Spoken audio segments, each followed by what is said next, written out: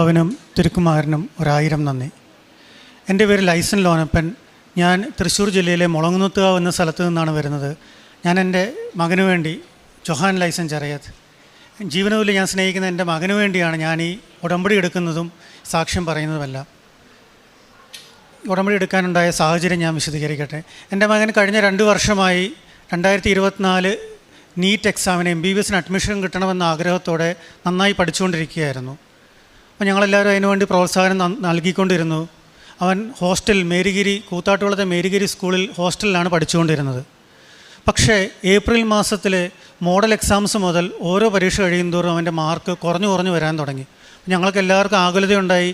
അവൻ ഓരോ പരീക്ഷ കഴിയുന്തോറും മാർക്ക് കുറഞ്ഞു.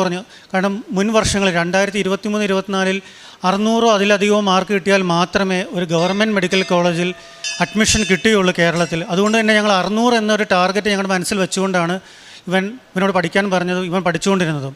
പക്ഷെ ഓരോ പരീക്ഷ കഴിയുന്തോറും മാർക്ക് കുറഞ്ഞു വന്നപ്പോൾ അവൻ്റെ ആത്മവിശ്വാസം നഷ്ടപ്പെട്ടു. അവനാകെ ധൈര്യം മുഴുവൻ നഷ്ടപ്പെട്ട് ഇനി ശരിക്കുള്ള പരീക്ഷ എഴുതാൻ എനിക്ക് സാധിക്കില്ല, അബ്ബ എന്നെ എന്നെ അബ്ബ എന്നാണ് വിളിക്കാറ്, അബ്ബ എന്നെ സഹായിക്കണമെന്ന് എന്നോട് അപേക്ഷിച്ചു.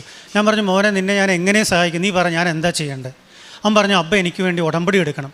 അപ്പോഴാണ് ഞാൻ കൃപാസനത്തെക്കുറിച്ച് അറിയുന്നത്. ഞാൻ പറഞ്ഞു, മോനെ നിനക്ക് എടുത്താൽ പോരെ? അവൻ പറഞ്ഞു, പോരാ, എനിക്ക് 18 വയസ്സായിട്ടില്ല, അബ്ബ തന്നെ എടുക്കണം. ഞാൻ പറഞ്ഞു, മോന് വേണ്ടി എന്തും ചെയ്യാൻ ഞാൻ തയ്യാറാണ്, ഞാൻ ഉടമ്പടി എടുക്കാൻ തയ്യാറാണ്. അങ്ങനെ ഞാൻ എൻ്റെ മകന് വേണ്ടിയാണ് ഈ ഉടമ്പടി എടുക്കാൻ തയ്യാറാവുന്നത്. ഞാൻ എൻ്റെ ഭാര്യയോട് സംസാരിച്ചു. ഏപ്രിൽ 30 ഞങ്ങൾ പറഞ്ഞു, ഞങ്ങൾ രണ്ടുപേരുടെ മെയ് 1 ഞങ്ങൾക്ക് രണ്ടുപേർക്ക് അവധി ദിവസമാണ്, ഞങ്ങൾ രണ്ടുപേരും ഗവൺമെൻറ് ഉദ്യോഗസ്ഥരാണ്, ഞങ്ങളിവിടെ വന്ന് ഉടമ്പടി എടുക്കും. ഏപ്രിൽ 30 മുതൽ ഞങ്ങൾ ഉടമ്പടി എടുക്കാൻ തീരുമാനിച്ച ആ ദിവസം മുതൽ അവൻ എഴുതിയ എല്ലാ മോഡൽ എക്സാംസിനും അവൻ 600-ലധികം മാർക്ക് കിട്ടാൻ തുടങ്ങി. അപ്പോൾ തന്നെ ഞങ്ങൾക്ക് നല്ല സന്തോഷമായി. ആ മോനെ, നീ വിചാരിച്ച പോലൊക്കെ നടക്കുന്നുണ്ട്, മാതാവ് ചിറക് മുളച്ച മാതാവ് അത്ഭുതങ്ങൾ കാണിക്കുന്നുണ്ട്, നമ്മുടെ കുടുംബത്തിലേക്ക് അനുഗ്രഹങ്ങൾ വർഷിക്കുന്നുണ്ട്. നമുക്ക് കൂടുതലൊന്നും ചോദിക്കേണ്ട, നമുക്ക് ഏതെങ്കിലും ഒരു മെഡിക്കൽ കോളേജിൽ അഡ്മിഷൻ മതി, ഇന്ന മെഡിക്കൽ കോളേജൊന്നും ചോദിക്കേണ്ട, അത് അത്യാഗ്രഹമാവില്ലേ? ഞങ്ങൾ ഏതെങ്കിലും ഒരു മെഡിക്കൽ കോളേജിൽ അഡ്മിഷൻ കിട്ടണമെന്നാണ് ഞങ്ങളുടെ പ്രഥമ നിയോഗമായിട്ട് വെച്ചത്. തൽഫലമായിട്ട് അവൻ നല്ല ആത്മവിശ്വാസത്തോടെ തന്നെ നീറ്റ് പരീക്ഷ എഴുതുകയും നീറ്റ് പരീക്ഷയുടെ റിസൾട്ട് വന്നപ്പോൾ ഞങ്ങൾ 600 എന്നാണ് മനസ്സിലാഗ്രഹിച്ചത്. പക്ഷേ ഞങ്ങൾ മാതാവിനോട് ചോദിച്ചിരുന്നില്ല. അവൻ 627 മാർക്ക് കിട്ടി. ഞങ്ങൾക്ക് വളരെ സന്തോഷമുണ്ടായി. തീർച്ചയായിട്ടും അവൻ അഡ്മിഷൻ കിട്ടും. ഞങ്ങൾ വളരെ പ്രതീക്ഷയോടെ റാങ്ക് വീഴാൻ വേണ്ടി കാത്തിരുന്നു. പക്ഷേ റാങ്ക് വന്നപ്പോൾ ഇക്കൊല്ലത്തെ നിങ്ങൾക്ക് പത്രവാർത്തകൾ കൂടെ അറിഞ്ഞിട്ടുണ്ടാവും, ഒരു പ്രത്യേക സാഹചര്യമായിരുന്നു. അവൻ 627 മാർക്കിൽ ഒരു സ്ഥലത്തും കിട്ടാത്ത ഒരു സാഹചര്യമുണ്ടായി. അവൻ്റെ റാങ്ക് 47,000-ലധികമായിരുന്നു. അപ്പോൾ ഞങ്ങൾക്ക് നിരാശ വന്നു. അയ്യോ, ഇനിയിപ്പോൾ എങ്ങും കിട്ടില്ലല്ലോ, ഞങ്ങൾ ചോദിച്ച രീതി തെറ്റിപ്പോയോ, ഞങ്ങൾ എവിടെയെങ്കിലും അഡ്മിഷനല്ലേ ചോദിച്ചത്. അപ്പോൾ ഞങ്ങൾ കരുതി ഇന്ത്യയിൽ എവിടെയെങ്കിലും കിട്ടാനായിരിക്കും ദൈവം ആഗ്രഹിക്കുന്നത്, മാതാവ് അതിനുവേണ്ടിയായിരിക്കും ഞങ്ങൾക്ക് വേണ്ടി മാധ്യസ്ഥം വഹിക്കുന്നത്. അപ്പോൾ ഞങ്ങൾ ആദ്യത്തെ അലോട്ട്മെൻറ്റിൽ എല്ലാ മെഡിക്കൽ കോളേജിലേക്കും അപേക്ഷ കൊടുത്തു. പക്ഷേ ഞങ്ങളുടെ മനസ്സിൻ്റെ ഉള്ളിൽ ഞങ്ങൾക്ക് ആഗ്രഹം Saint John's medical college Bangalore, നിങ്ങൾക്കൊക്കെ അറിയുന്നുണ്ടാവും, പ്രൈവറ്റ് മേഖലയിൽ ഏറ്റവും നല്ല സ്ഥാപനങ്ങളിലൊന്നാണ് Saint John's medical college Bangalore. അവിടെ അഡ്മിഷൻ കിട്ടണമെന്നാണ് ഞങ്ങൾ ആഗ്രഹിച്ചത്. പക്ഷേ ഞങ്ങൾ നിയോഗം എഴുതി കൊടുത്തപ്പോൾ അത് ചോദിച്ചില്ലല്ലോ എന്നുള്ള ഒരു പേടി എൻ്റെ മനസ്സിലുണ്ടായിരുന്നു. പക്ഷേ ഞാൻ മാതാവിനോട് പറഞ്ഞു, മാതാവിന് എൻ്റെ മനസ്സ് വായിക്കാൻ സാധിക്കുമല്ലോ, ഞങ്ങളുടെ ഹൃദയം വായിക്കാൻ സാധിക്കുമല്ലോ, അങ്ങേക്ക് മനസ്സുണ്ടെങ്കിൽ, അങ്ങയുടെ തിരുക്കുമാരന് മനസ്സുണ്ടെങ്കിൽ സെൻറ്റ് ജോൺസിൽ തന്നെ ഞങ്ങൾക്ക് അഡ്മിഷൻ കിട്ടണം. എന്നാലും ഞങ്ങളുടെ ഭാഗം ചെയ്യണമല്ലോ. ഞങ്ങൾ സെൻറ്റ് ജോൺസിൽ അഡ്മിഷൻ കിട്ടാൻ വേണ്ടി അതിൻ്റെ അഡ്മിഷൻ പ്രോസസ്സിന് വേണ്ടി ഞങ്ങൾ അതിന് ശ്രമിച്ചു തുടങ്ങിയപ്പോഴാണ് ഞങ്ങൾ ഞെട്ടിക്കുന്ന ഒരു വിവരം അറിഞ്ഞത്. കഴിഞ്ഞ ഫെബ്രുവരിയിൽ തന്നെ അതിൻ്റെ അഡ്മിഷൻ കൊടുക്കേണ്ട ലാസ്റ്റ് ദിവസം കഴിഞ്ഞു പോയിരുന്നു. അപ്പോൾ ഞങ്ങൾ മെയ് കഴിഞ്ഞല്ലോ, ഞങ്ങൾക്കിപ്പോൾ ജൂൺ ജൂലൈ ആയല്ലോ, ഇനി എന്ത് ചെയ്യുമെന്ന് ഞങ്ങൾ പേടിച്ചു. സാരമില്ല, മാതാവിന് അസാധ്യമായിട്ടൊന്നുമില്ലല്ലോ, മാതാവ് എന്തെങ്കിലും ചെയ്യും. പക്ഷേ നിങ്ങളൊക്കെ അറിഞ്ഞിട്ടുണ്ടാവും, സുപ്രീം കോടതി ഒട്ടനവധി ക്രമക്കേടുകൾ നടന്നു അതിൻ്റെ അടിസ്ഥാനത്തിൽ അതിനുവേണ്ടി കേസ് ഏറ്റെടുക്കുകയും സുപ്രീം കോടതിയുടെ പ്രത്യേക പരിഗണനയിൽ ഒന്നും കൂടെ ഞങ്ങൾക്ക് അപേക്ഷിക്കാൻ സെൻറ്റ് ജോൺസ് അധികൃതർ, കർണാടക എൻട്രൻസ് അതോറിറ്റി ഒന്നും കൂടെ ഒരു അവസരം ഞങ്ങൾക്ക് തന്നു. ഞങ്ങൾ അതിനുവേണ്ടി കാത്തിരുന്ന് പ്രാർത്ഥിച്ച് ഓരോ ദിവസവും രാവിലെ ഉച്ചയ്ക്കും വൈകുന്നേരവും ഈ വെബ്സൈറ്റ് നോക്കിക്കൊണ്ടിരിക്കുകയാണ്. അങ്ങനെ ഞങ്ങൾക്കൊരു അവസരം കിട്ടി. ഞങ്ങൾ ഉടനെ തന്നെ അത് ഞങ്ങൾക്ക് വേണ്ടി മാതാവ് തുറന്നു തന്നതാണെന്നുള്ള ഉറച്ച വിശ്വാസത്തോടെ ഞങ്ങൾ അപേക്ഷയും കൊടുത്തു. ഒട്ടനവധി പ്രശ്നങ്ങൾ ഞങ്ങൾക്ക് വീണ്ടും നേരിടേണ്ടി വന്നു. പക്ഷേ അപ്പോഴൊക്കെ ഞങ്ങൾക്ക് നല്ല ഉറച്ച വിശ്വാസമായിരുന്നു, മാതാവ് ഇത്രയും ചെയ്തു തന്നെങ്കിൽ ഞങ്ങൾക്കൊരു അഡ്മിഷനും തരും. മാതാവ് കഴിഞ്ഞ സെപ്റ്റംബർ 2 എൻ്റെ മകന് അഡ്മിഷൻ തന്നു. ഞങ്ങൾക്ക് വളരെ സന്തോഷമുണ്ട്, ഒത്തിരി. അപ്പോൾ ഞാൻ ഈ ഉടമ്പടി എടുത്തത് കൊണ്ട് എൻ്റെ മകന് വേണ്ടി മകനോടുള്ള സ്നേഹത്തെ പ്രതിയാണ് ഞാൻ ഉടമ്പടി എടുത്തത്. പക്ഷേ ഈ ഉടമ്പടി എടുത്തതുകൊണ്ട് എനിക്ക് തന്നെ ഒത്തിരി മാറ്റം വന്നു. എനിക്ക് വന്ന പ്രധാനപ്പെട്ട മാറ്റം എല്ലാവരോടും ക്ഷമിക്കുവാനും എല്ലാവരെയും സ്നേഹിക്കുവാനും പ്രതിഫലം ഇച്ഛിക്കാണ്ട് ഓരോ ദിവസവും ഓരോ മനുഷ്യനു വേണ്ടി ഒരു പ്രതിഫലം തരാൻ കഴിവില്ലാത്ത, ഒരു പരിചയമില്ലാത്ത ഒരു മനുഷ്യനെ തപ്പിപ്പിടിച്ച് അവനെ സഹായിക്കുക എന്ന എൻ്റെ ഒരു ലക്ഷ്യമായി മാറും. ആരെങ്കിലും ഒരു പരിചയമില്ലാത്ത, എന്നോട് ചിരിച്ചു കാണിക്കാത്ത, എന്നോട് ദേഷ്യത്തോടെ പെരുമാറാൻ സാധ്യതയുള്ള ഒരു മനുഷ്യനെ തപ്പിപ്പിടിച്ച് അവന് വേണ്ടി ഒരു ദിവസം ഒരു സഹായം ചെയ്തു കൊടുക്കുക. എൻ്റെ സുഹൃത്തുക്കളെല്ലാം തന്നെ അക്രൈസ്തവരാണ്. അവർക്ക് ആർക്കും ദൈവത്തിലും മാതാവിലൊന്നും വിശ്വാസമില്ല. അപ്പോൾ അവരോട് ഞാൻ പറഞ്ഞു, ഇങ്ങനെ ഒരു സ്ഥലമുണ്ട് കൃപാസനം, അവിടെ പോയി പ്രാർത്ഥിച്ചാൽ നിങ്ങൾക്ക് അസാധ്യമായിട്ട് എന്തെങ്കിലും ഉണ്ടെങ്കിൽ സാധിച്ചു കിട്ടും. അപ്പോൾ ഞാൻ നിരന്തരമായി പറഞ്ഞ് എൻ്റെ കൂടെ ജോലി ചെയ്യുന്ന ഒരു അക്രൈസ്തവയായ ഒരു സ്ത്രീ അവരുടെ ട്രാൻസ്ഫറിന് വേണ്ടി ലൈസൻ പറഞ്ഞതല്ലേ, ശരി ഞാനൊന്ന് ശ്രമിച്ചു നോക്കാം. അവർ ശ്രമിച്ചു, അവർക്ക് ട്രാൻസ്ഫർ കിട്ടി. അപ്പോൾ അവർ പറഞ്ഞു, നിങ്ങൾ പറഞ്ഞുകൊണ്ടാണ്. അപ്പോൾ ഞാൻ ബാക്കിയുള്ള എല്ലാവരും പറയും, നിങ്ങൾ എല്ലാവരും ശ്രമിക്കുക. അസാധ്യമായിട്ട് സാധിക്കുന്ന ഒരു കാര്യത്തിന് വേണ്ടി നിങ്ങൾ ഒരിക്കലും കൃപാസനത്തിൽ പോകരുത്. നിങ്ങൾക്ക് ഓൺലൈനായിട്ട് കിട്ടും. അസാധ്യമെന്ന് നിങ്ങൾക്ക് തോന്നുന്ന എന്നാൽ ന്യായമായൊരു കാര്യത്തിന് നിങ്ങൾ ചോദിച്ചാൽ തീർച്ചയായിട്ടും നിങ്ങൾക്ക് കിട്ടും, ലഭിക്കും. ഞാൻ അതിന് പൂർണ്ണ ഗ്യാരണ്ടിയാണ്.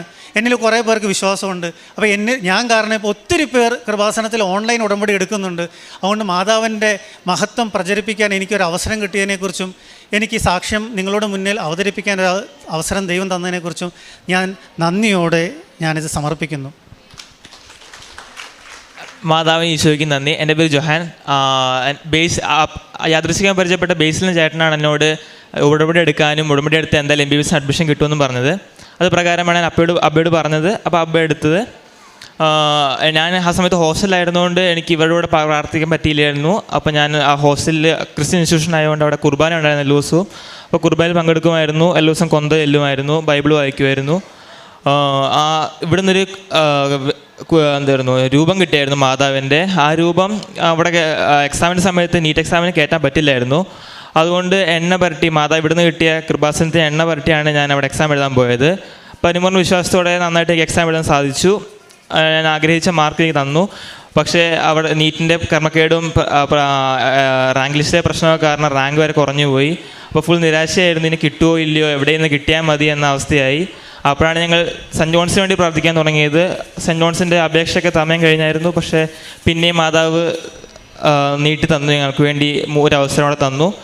കുറേ പ്രശ്നങ്ങളുണ്ടായിരുന്നെങ്കിലും അതൊക്കെ തരണം ചെയ്ത് ഞങ്ങൾക്ക് അഡ്മിഷൻ എടുക്കാൻ സാധിച്ചു. സെപ്റ്റംബർ 2-ാം തീയതി അഡ്മിഷൻ കിട്ടി. ഈ വരുന്ന ഒക്ടോബർ 14-ാം തീയതി 2024 ഞാൻ MBBS എൻ്റെ പഠനം ആരംഭിക്കും. ഇതൊക്കെ ചെയ്തു തന്ന മാതാവിനെ ഈശോയ്ക്ക് നന്ദി. ഈശ്വരാധന. മക്കബായരുടെ 1-ാം പുസ്തകം 3-ാം അധ്യായം 19-ാം തിരുവചനം. സൈന്യത്തിൻ്റെ വലിപ്പത്തെ ആശ്രയിച്ചല്ല യുദ്ധത്തിൻ്റെ വിജയം, ശക്തി ദൈവത്തിൽ നിന്നാണ് വരുന്നത്.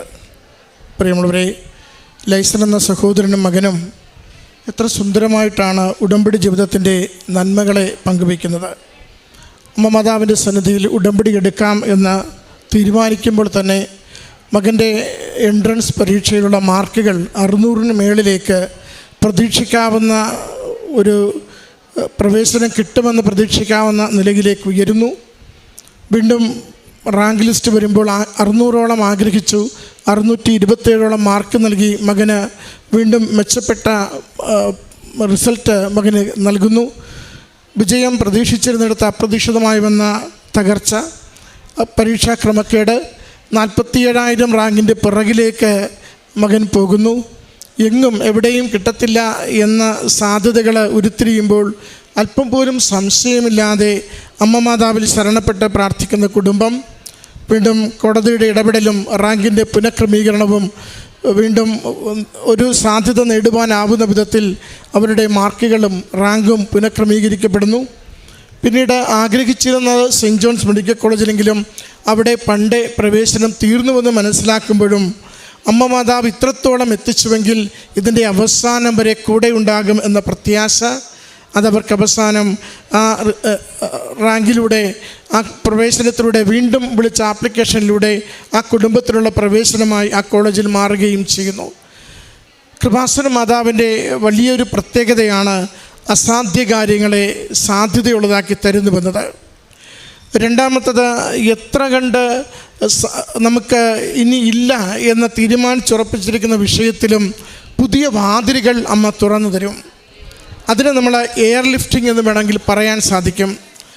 അടിപതറി നിലം പറ്റി കിടക്കുന്നൊരു മകനെ അവിടെ നിന്ന് ആകാശത്തേക്ക് എടുത്തുയർത്തി എവിടെയാണോ അവനെ ഉറപ്പിക്കേണ്ടത് അവിടെ കൊണ്ടുചെന്ന് ഉറപ്പിക്കുവാൻ തക്കവിധം അമ്മയുടെ കരവും മാധ്യസ്ഥവും കൂടെ ഉണ്ടാവും.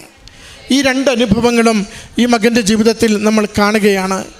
നമ്മൾ അമ്മയോട് പ്രാർത്ഥിക്കുമ്പോൾ അതുകൊണ്ട് ഉറച്ചു വിശ്വസിക്കണം, നിലംപറ്റ കിടക്കുകയാണെങ്കിലും അമ്മ എടുത്തുയർത്തി അനുഗ്രഹിക്കുമെന്ന്. നമ്മുടെ ജീവിതം എത്ര കണ്ട് പിറകിലാണെങ്കിലും മുൻപോട്ട് കൊണ്ടുവരുവാൻ അമ്മയ്ക്ക് സാധിക്കുമെന്ന്. അതോടൊപ്പം മറ്റുള്ളവരുടെ കണ്ണുകളിൽ നമ്മളേറെ പിറകിലെന്ന്, നമ്മുടെ നിലവാരം കുറവെന്ന് നാം തിരിച്ചറിയുമ്പോഴും അമ്മ തിരുക്കുമാരൻ്റെ കണ്ണുകളിലേക്ക് നമ്മുടെ ജീവിതവും നമ്മുടെ വിശ്വാസവും നമ്മൾ ഉടമ്പടിയോട് പുലർത്തുന്ന വിശ്വസ്തതയും കണ്ടുകൊണ്ട് അത് എടുത്തുകൊടുത്ത് മകനെ കൊണ്ട് ആശീർവദിച്ച് ലോകത്തിനു മുൻപിൽ അനുഗ്രഹമായി നൽകുക തന്നെ ചെയ്യും. അതുകൊണ്ട് ഈ കുടുംബത്തിൽ ലഭിച്ച ഈ അനുഗ്രഹത്തെ കരഘോഷത്തോടു കൂടി നമ്മൾ ദൈവസന്നിധിയിൽ സമർപ്പിക്കുമ്പോൾ നമ്മുടെ ജീവിതങ്ങളെയും അമ്മ മാതാവിന് സന്തോഷത്തോടു കൂടി സമർപ്പിക്കാം.